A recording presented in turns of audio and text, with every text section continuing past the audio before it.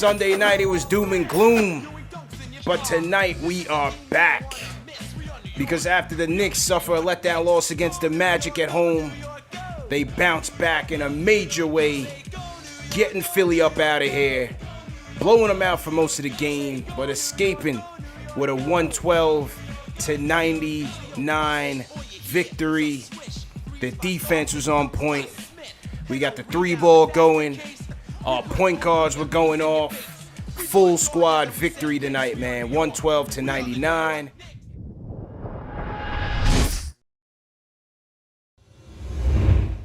This felt good. It felt good to see that the entire team, top to bottom, showed up tonight, because this game was big, man. Mitchell Robinson, that was the number one matchup I was looking for. JD was talking about that on Twitter. Had to retweet that because that was definitely something I was looking forward to. Was the Mitchell Robinson, Joel Embiid. Was hashtag thick Mitch going to be a problem for Embiid tonight?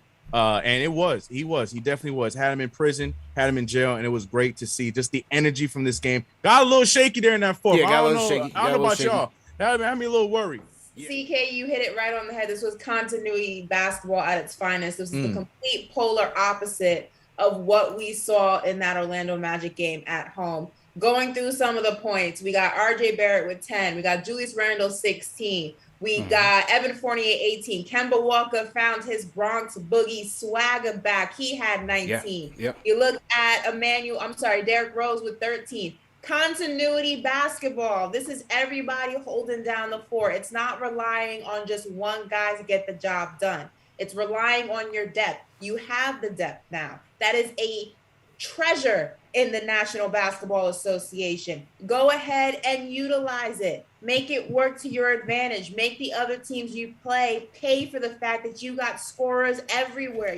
I'm back taking orders. I just turned it back on. You know, I'm ready to take some orders. Last game, I was backloaded with orders because I thought we were going to win. So, you know, give this team some time. The potential of the offense when they get going. What is that going to look like in terms of, you know, having the defense on its heels when the Knicks are making shots?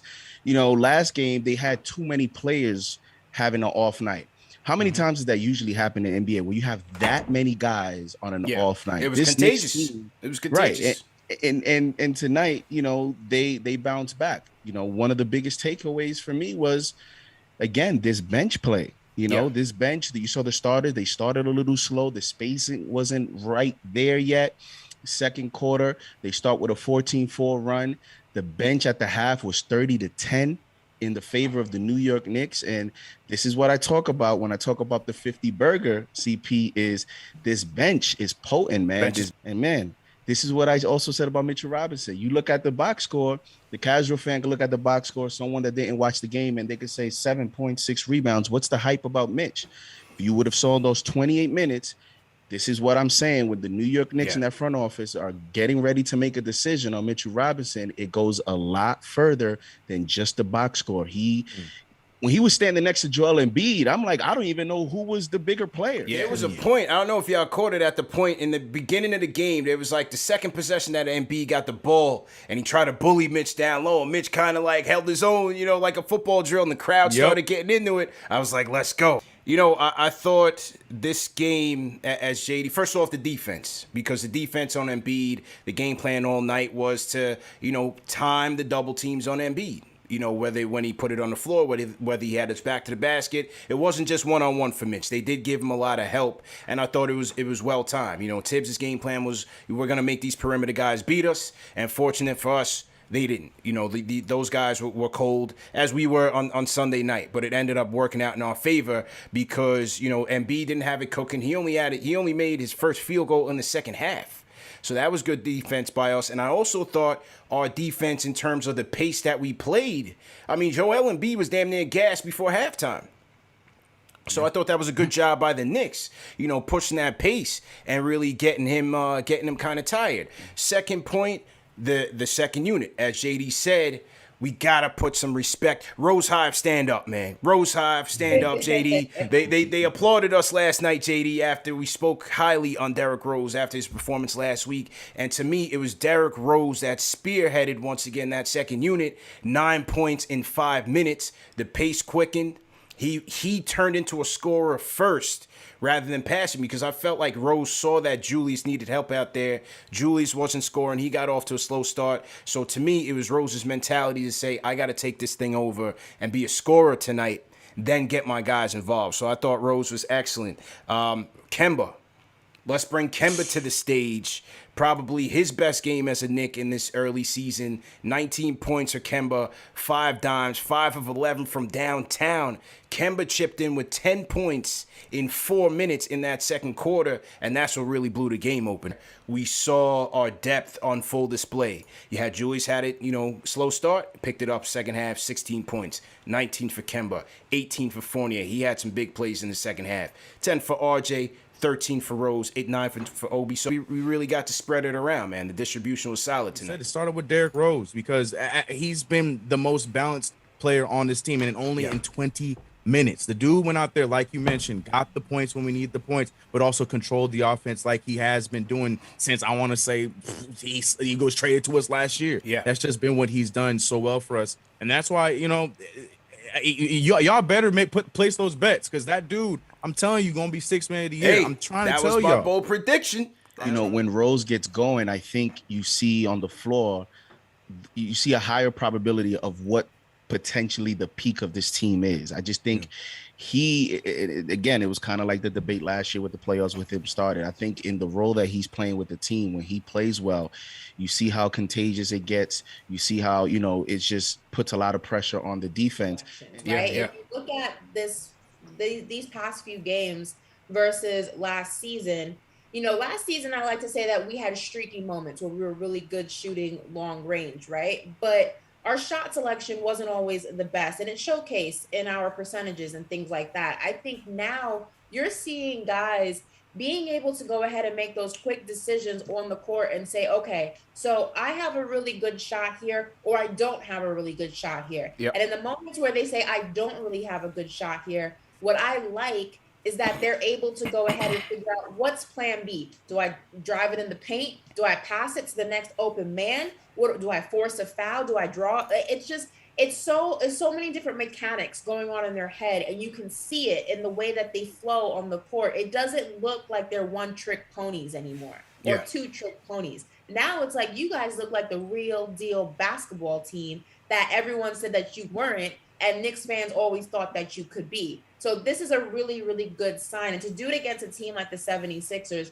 I know that they're having issues with Ben Simmons, and there's a lot of drama going on within the organization from the outside looking in. But make no mistake, this is still a really good basketball team. And this is I got my Knicks hat on, I got my little jersey on.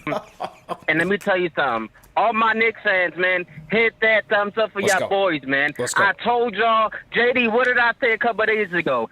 Keep that grill warm, because we going to hand them that L. I keep telling everybody we winning 50 games this year. I am sick and tired of all these Sixers fans talking all this trash. Feel me? The team that we got now, you can't leave us open. Yeah. The key to this game, I thought, was Mitchell Robinson, because he bulked up. He progressed, obviously, and that defense he was putting on Embiid can't just move him out the way. He was making him earn it. Obviously, he's a great player. He's going to make his plays. But, man, that defense, if he was putting on him, it was no joke. And, honestly, that second quarter, when our bench came in, just took the game over. And I was so happy that the bench stepped up, because obviously, we know that we should have beat Orlando that last game. That's why I said we got to stop playing to the level of competition. You feel me? Mm-hmm. We got to beat the teams we're supposed to beat, and we got to start letting everybody know that we could beat the good teams too. But like I just said, Kemba showed up. I mean, this is his game. This is the game we needed from him to kind of relieve us, because I know he didn't really have crazy outings in the first couple games, but I mean, he definitely helped out with the scoring, and Randall being double teamed, he's got to learn how to, score out of the double team, because the Sixers did pass. It was trouble for him to score, but and then lastly, Fournier. I feel like Fournier needs to take more better shots. Don't get me wrong, he's got the green light, he's our greatest shooter, but I feel like he needs to shoot more like a Klay Thompson style. He needs to shoot off the dribble, like one dribble pull up, or off a screen. They need to set plays for him off-ball screens to get wide open for those shots, because he does take some unforced error shots.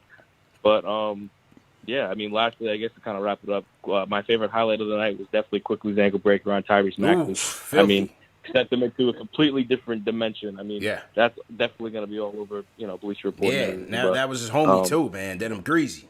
The starting five that we got is a plus for us. I tell you, you take that starting five away, our bench can easily make the play in. That's how deep we are. That's how our rotation works. That's how we going to win a lot of games when the front five is struggling. And that's what happened. Bam! Down goes Frank again. So I love what we got going on, especially from the bench. But if that starting five immediately start clicking, you know what I'm saying, to start feeling it, playing off one another and appreciate one another and learning more. And Kim will keep, you know what I'm saying, getting stronger and stronger because he here because of Derrick Rose. And Derrick Rose going to tell him how to get through what he need to get through because he been through them need situations. So what other man that can lead you is the person that been through it himself. So I love that dynamic duo right there. But you got to love and appreciate what Money Mitch is doing. He put on that extra weight and he carrying that weight. And he's slowly but surely getting in shape. You see the N1 dunks he get on Embiid? Yeah, that man is strong. He's strapped. He's ready to go. I love what we got going on. The X's and O's, they work.